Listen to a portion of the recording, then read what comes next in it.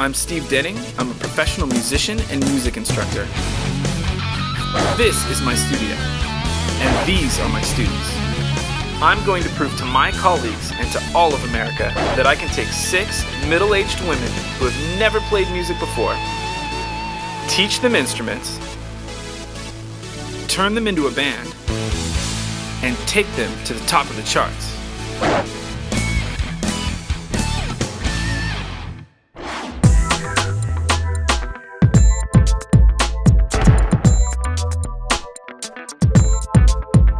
Erica named it right here. I did not. You heard it. I did not come up with that. So just to let y'all know, she thought that she didn't care what you guys wanted. She's naming it Our New Baby. Okay. That is not true. Our new baby. So let's try Our New Baby.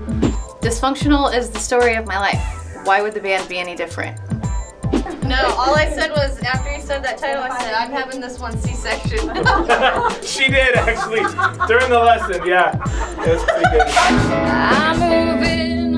Okay, no, this is Up, sorry. No, you're doing fine, you're doing fine. Vocals are tricky, especially when you're trying to take something off the paper and make it reality, right?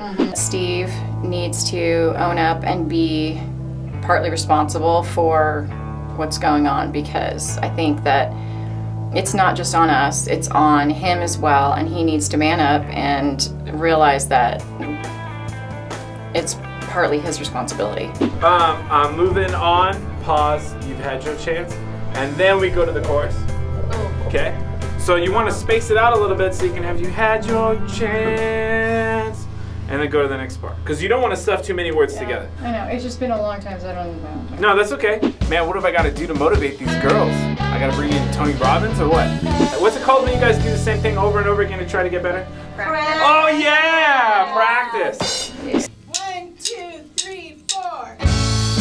Walking out, getting out, because you lied to me. You're not the man I thought you'd be. You gave me sparkling things and painted dreams, all the things you thought I need. Steve thinks that we should be serious, and I'm on board with that.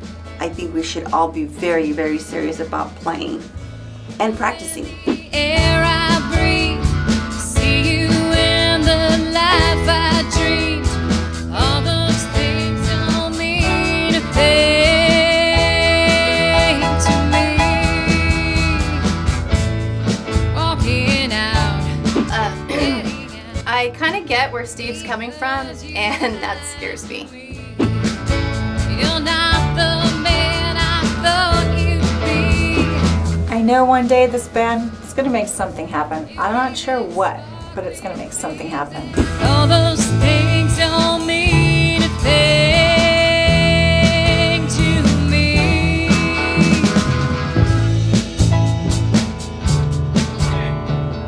So that's the framework, and it's really sloppy, which that's how music is when you first kind of are learning the process right now. So what we would do is play it again a bunch of times and then clean things up.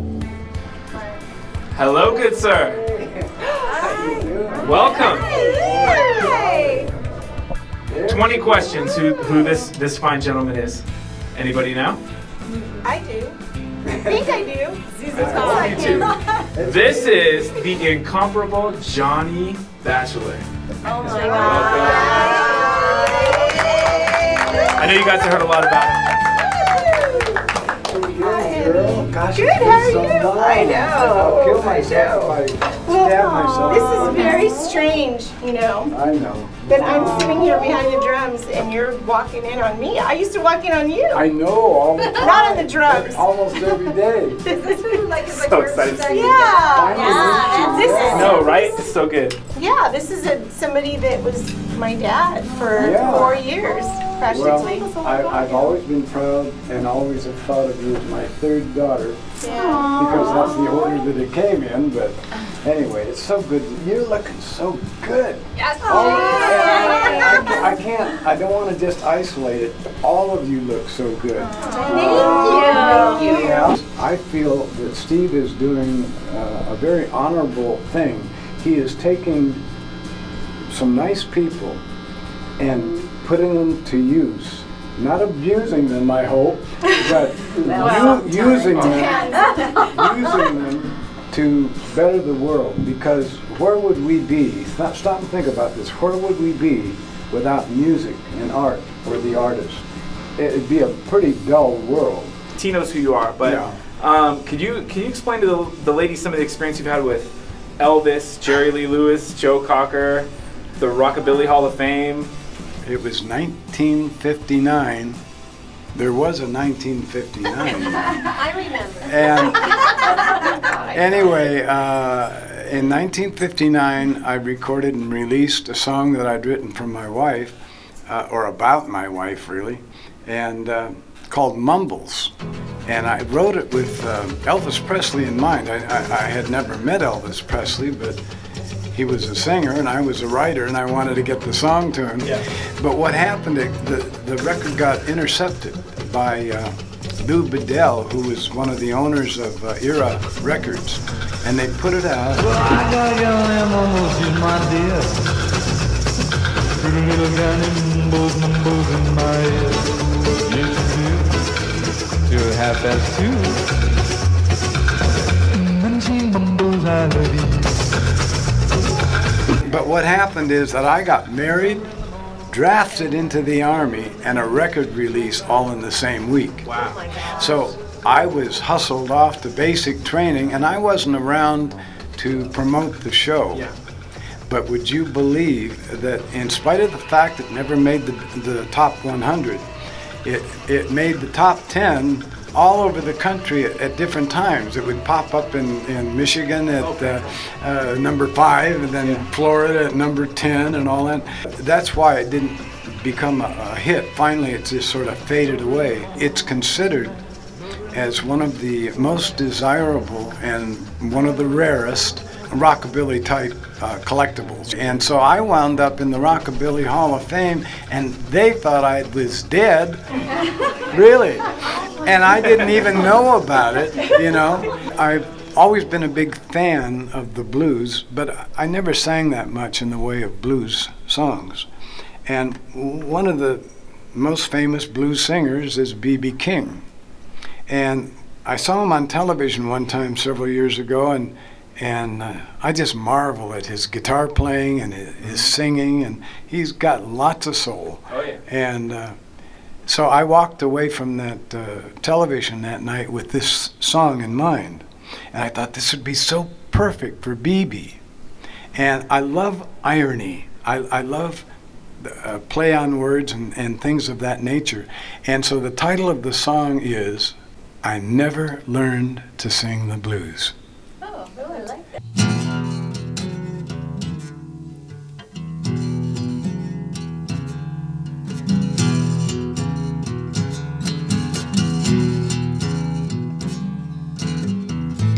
Sounds like the blues.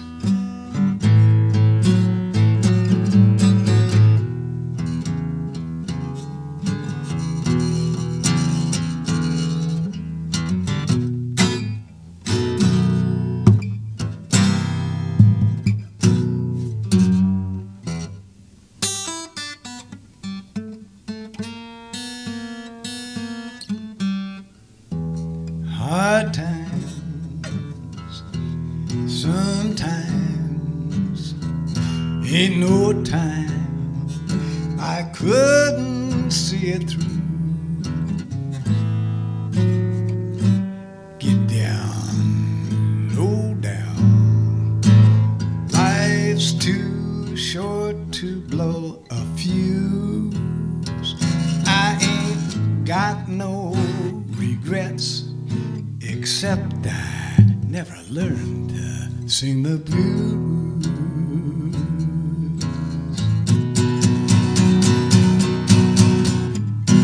I can't eat and I can't sleep.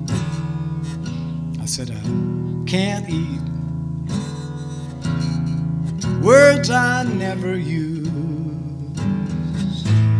No way. It's a philosophy that I refuse. I ain't got no regrets, except I never learned to sing the blues.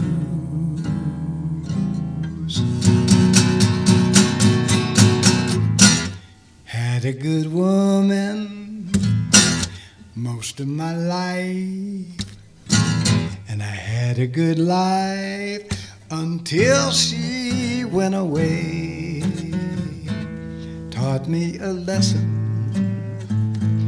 maybe the best one, and that is to live from day to day. I ain't got no regrets, except the blues I never learned to play.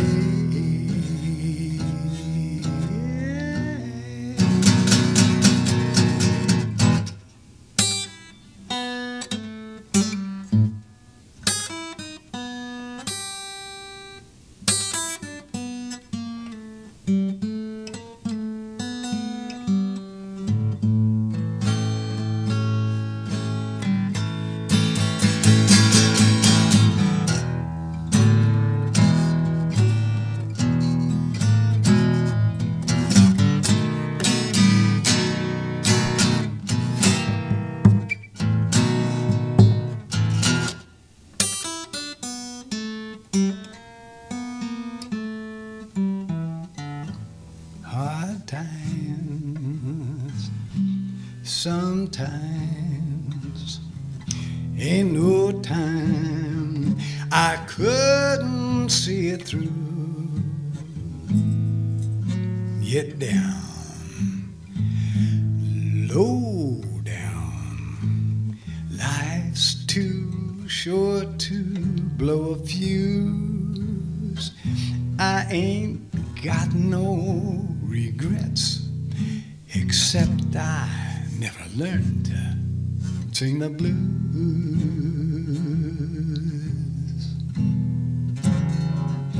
I ain't got no regrets, except I never learned. I said I never learned to sing the blue.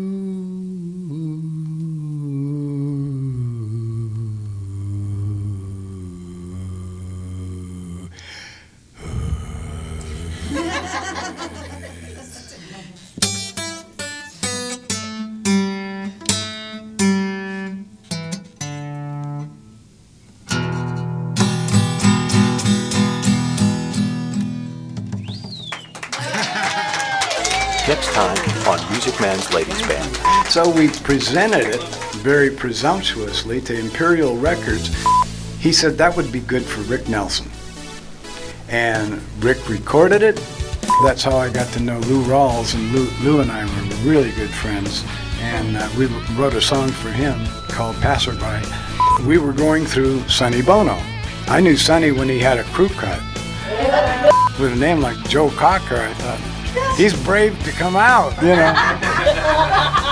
Jerry Lee Lewis, right? Jerry Lee Lewis. Yeah. Oh, don't you have a scar from Jerry? Oh, yeah. That's a story in itself, isn't it?